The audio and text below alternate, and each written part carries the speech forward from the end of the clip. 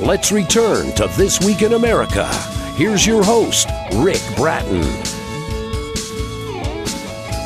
Welcome back, everybody, coast to coast. This Week in America, Lynn Tiramani wrote her cookbook, La Cucina Della Mia BISNONNA, as a tribute to all the strong women in her life. She wanted to also make the rest of the world aware of this mouth-watering cuisine that hails from the land of Piacenza in northern Italy. This lineage of inspiration began with her great-grandmother Maria. Her unending determination, despite great odds, enabled her to open a restaurant. This restaurant would ultimately be transformed into a bed and breakfast, which still exists today. The recipes that were born through that establishment were enhanced through the generations that followed and continued to satisfy the many palates of various family members and friends. Lynn was born in Harlem. Her family moved to the Bronx when she was a year old. Her parents, Italian immigrants. They ventured here in the 1950s to build a better life. She has one brother educated in the Catholic school system. Lynn now works in the development office of the ASPCA. The cookbook, La Cucina Della Mia BISNONNA, The Kitchen of My Great-Grandmother, and author Lynn Tiramani, our guest with us on This Week in America. Lynn, welcome to the program. It's great to have you with us. Thank you so much for having me, Rick. How did I do on the title? I took 4 years of Latin. I was an altar boy for a number of years. Did I come close on the title? La Cucina della Mia BISNONNA. BISNONNA is the correct way to say it. It's my great-grandmother, which means my great-grandmother. Yeah, the kitchen of my great-grandmother, and I'll spell all that out for you, and we've got a link on our website, thisweekinamerica.us. Book available at Amazon, of course, and wherever books are sold. Did a little bit of the story behind this, and this is really a book of love that you put together. What was the inspiration to write this book, a tribute to your great-grandmother?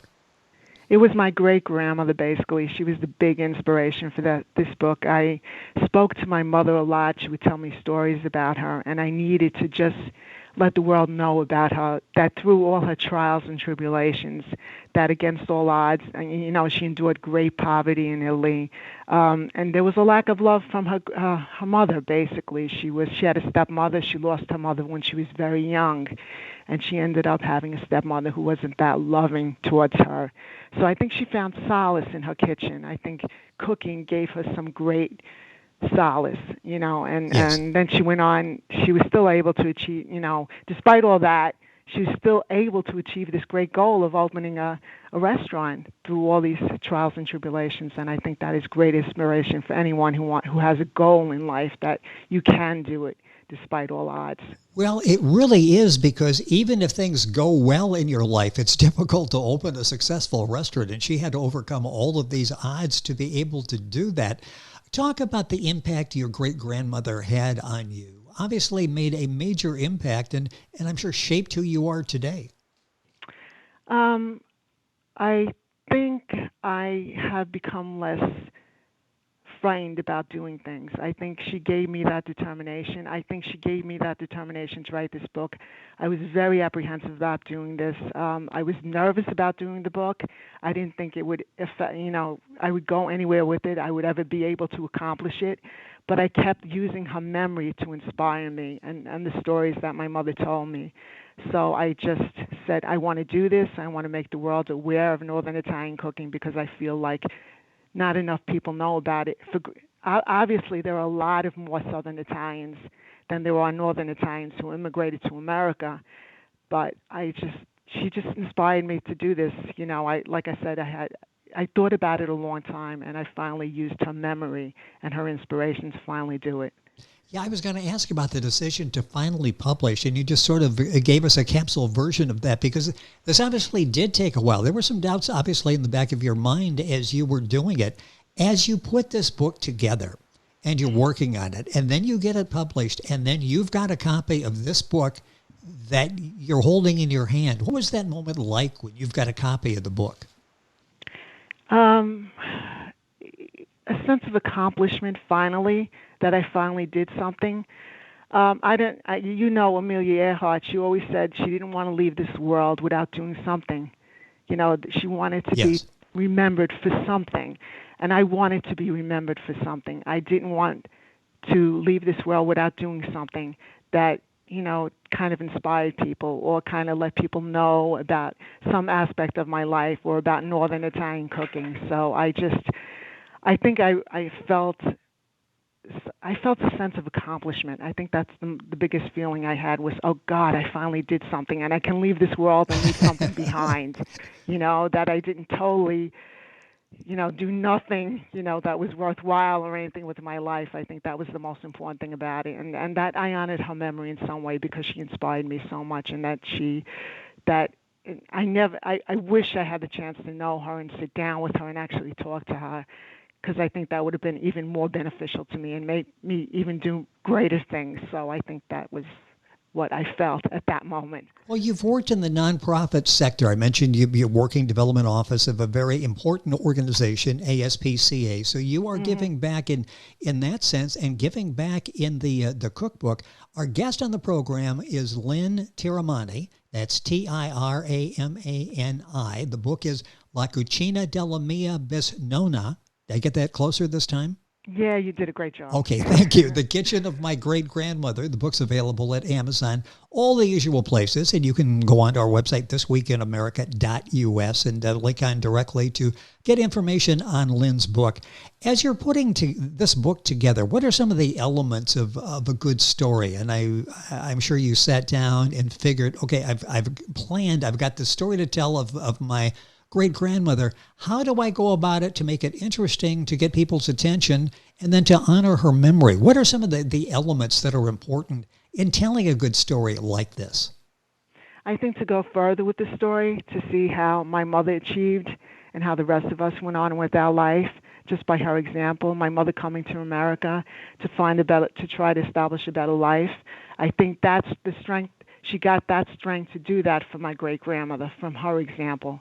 I think that's how I think that's how the story went on. I believe that's how she affected us and how the story became even greater, because we derived from her strength, despite everything. And even with my mother, despite her childhood, despite living through World War II, she decided to move on. And I think she got that strength from my great-grandmother. I think that's the greatest gift she gave us. Probably an appreciation as well, your family, you, an appreciation for what you have, the success that's available to you here, that many of us born here just sort of take this for granted. And you've seen firsthand what can happen when you come and you overcome all of these obstacles. The book, our guest on the program, the author is Lynn Tiramani. The book is La Cucina della Mia Bisnonna. The book is available wherever books are sold. You do an excellent job in presenting this story, the presentation of the book. Are you working on other types of books as well? You're a very gifted author. I don't think I'm very gifted. I think there are a lot of better authors out there. This is my first attempt, and I think I'm trying to write another cookbook, basically, because I think there are more recipes that my mother has that are very good, and I want to put more stories with that. I'm basically interviewing her and asking her more how her life was in Italy, various stories during World War II. I'm also trying to write another novel, just a fiction novel, a story, but I'm having a little bit of writer's block now. I think this because of the COVID, obviously. Yes, I think it puts a little bit of depression in all of us, and we can't think clearly because we're so into all that is going on right now. But I'm trying to write I'm trying to write a novel. The cookbook is a little bit easier because I can sit there and basically ask my mother further stories of what went on, any memories that she might have, and other recipes. So that's a little easier. But to just sit down there and just to write a story, it's been hard with the pandemic going on, because your mind is thinking about other things, and all that is going on in the world seems to inhabit your thinking right now, and you can't focus as well on other things. Well, living in New York, one of the hot spots, it has to be difficult. Just when you think maybe we're making some progress, you realize, well, not quite so fast. So it has to be weighing on your mind and everybody else's in that part of the country. In the book that you've written here, the tribute to your great-grandmother, you've got the sense of the story, and then you're telling that story. When you're creating your novels, how do you develop ideas and characters? This is not a world you're just talking about that you know or your relatives know. This is a world that Lynn has created. How do you go about doing that? I think I do think we write what we know, and I know my mother and I know my great-grandmother, but I didn't know that. I didn't know a lot of what is in the book. I just sat there and I basically had these interviews with my mother and said, "Tell me more about her. I think it would be so interesting in the book if I could just tell my family history." And that's what that's what I wrote about. I just would sit Saturday afternoons with my mom and say, "Give me more stories, tell me more about her," and Yes. I also looked at the history of Italy at that time. I think people needed to be aware of what was going on, what people were dealing with. I thought that was vital to the story too. I thought that needed to be written also, and that's the crux of it. That's how I wrote the story basically. What has this book meant to you? It's sort of a goal that you've had to honor your great-grandmother, to leave a legacy of this book. But in writing it, it sounds like this was an eye-opener for you as well, probably learning a lot more than you ever knew about your family by peeling it back and digging into the family. Yeah, it did. It made me learn a great deal more about them also, and it gave me, I think the most important thing is it gave me a greater appreciation of all of them, of all the struggles that they had, and that they overcame so much.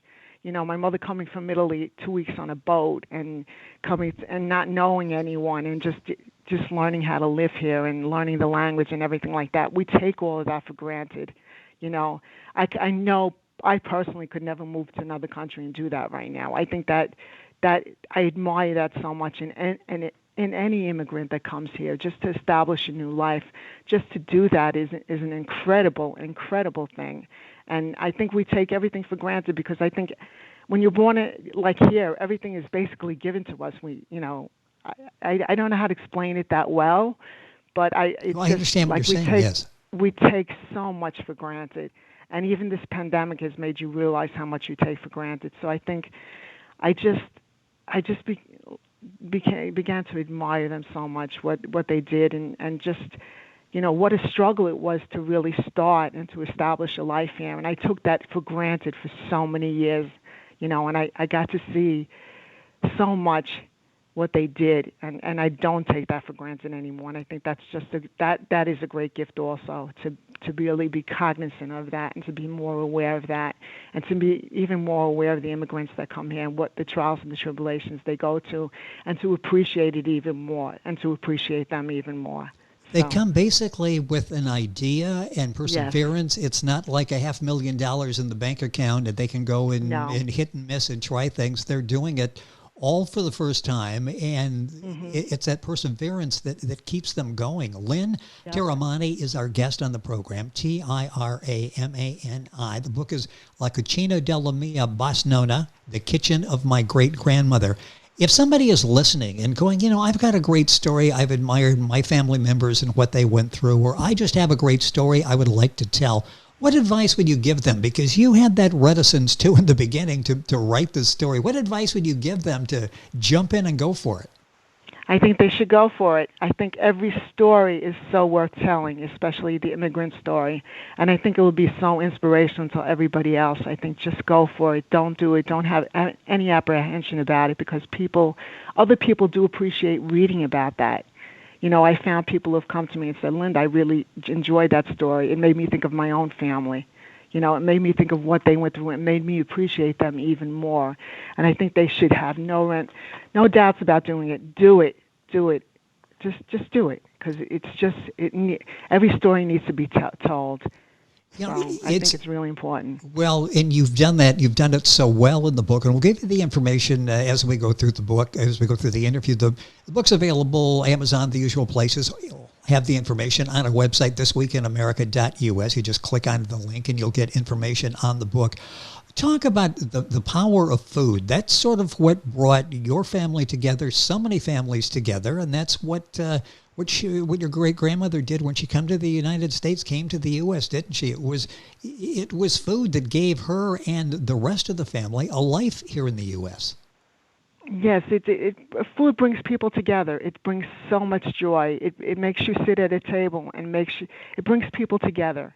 I just think that was, I think that's the greatest thing food does. It brings community together, it brings conversation. It lets you get to know people, to understand where they're coming from, and you learn about their food also. And I think that's the biggest thing. It brings communities. It brings people together. It gives us appreciation more so about things. I think that's the big power of food. So. Yes. You can have a disagreement, but if you say, let's sit down and have dinner together, all of a sudden you've got something in common that's on a plate. So you've got something that you can talk to that brings you together. Talk about the cuisine of Northern Italy and your desire to share that with the rest of the world. What is it that makes that cuisine special? It's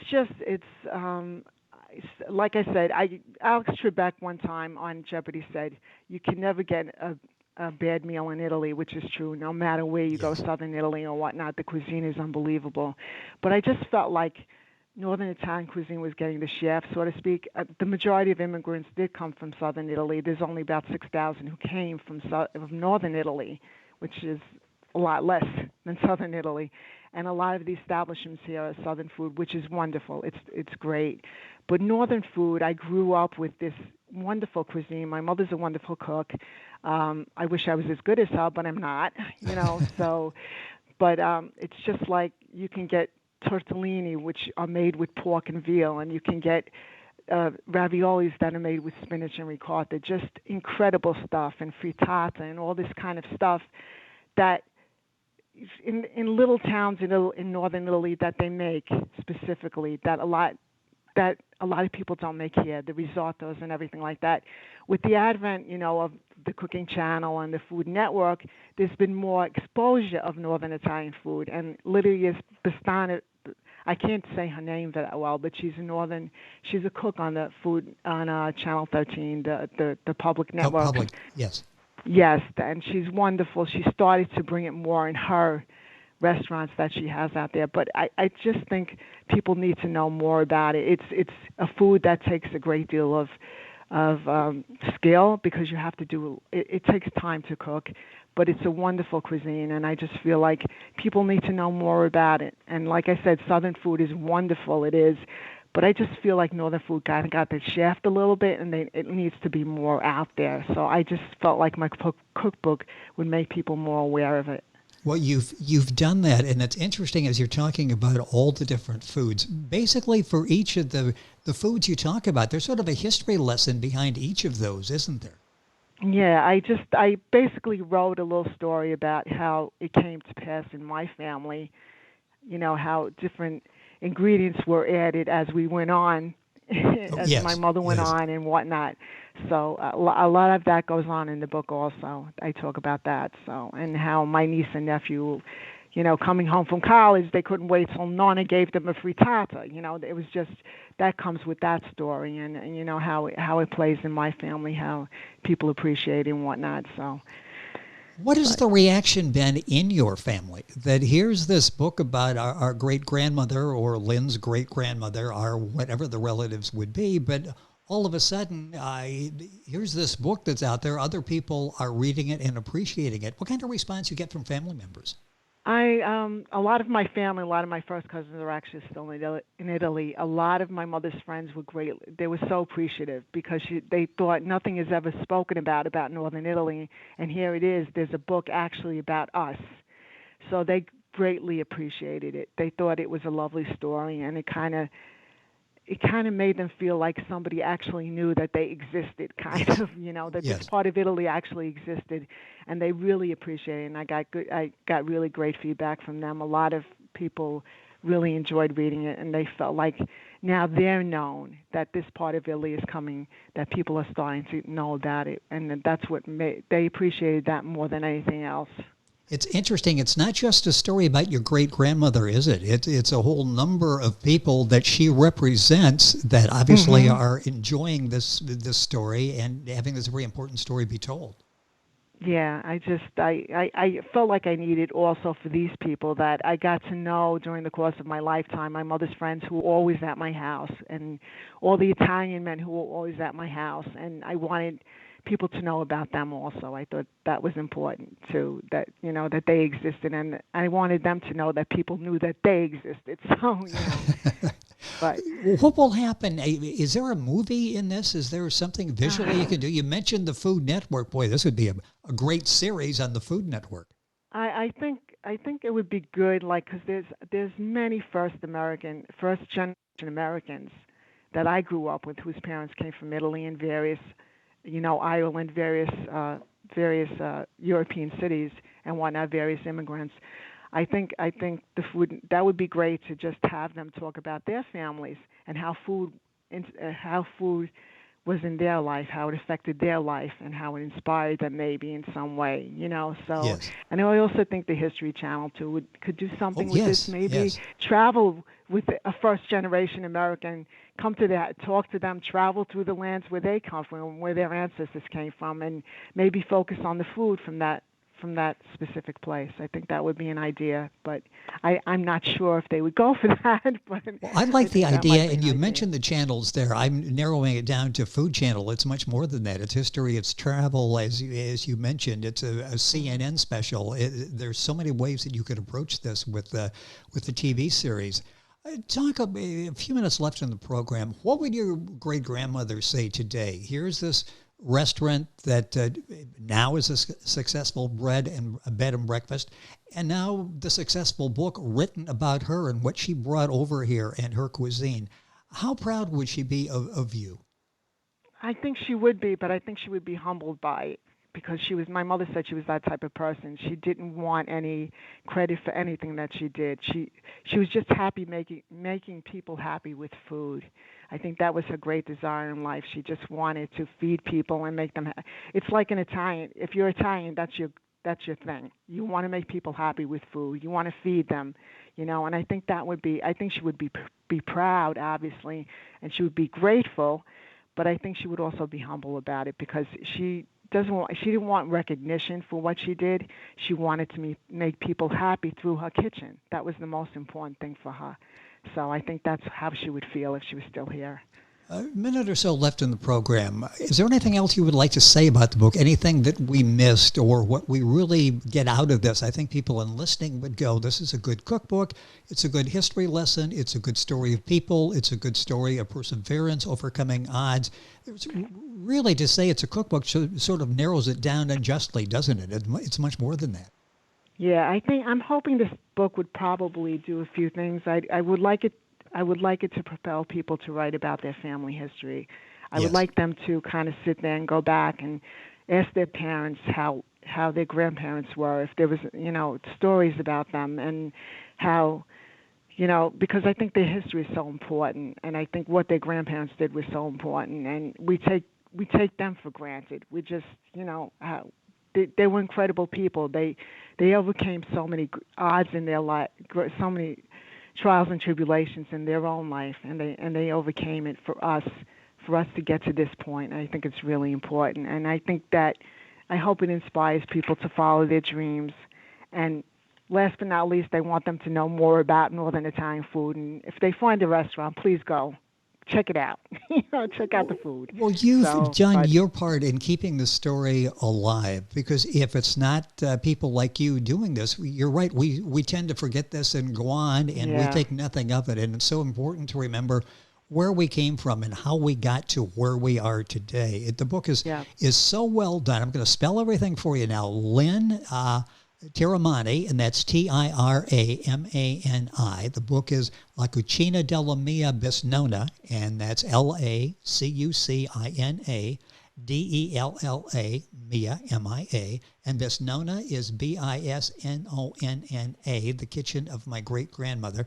Give you a lot of spelling there. If you go to our website, you'll be able to find it as well, or just get Lynn's name as you're Googling, and you'll be able to do that again. Again, that's Lynn, Lynn. Tiramani, Tiramani.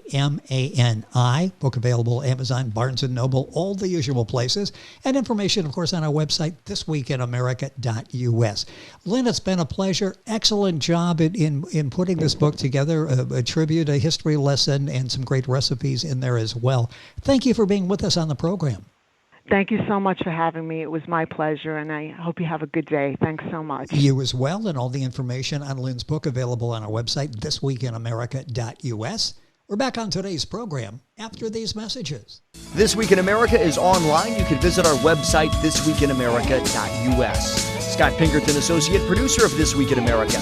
Jay Anderson, segment producer. Ben Watson, webmaster. Otto Bechet, director of engineering and TV production. This Week in America produced and is a trademark of Blue Funk Broadcasting, LLC.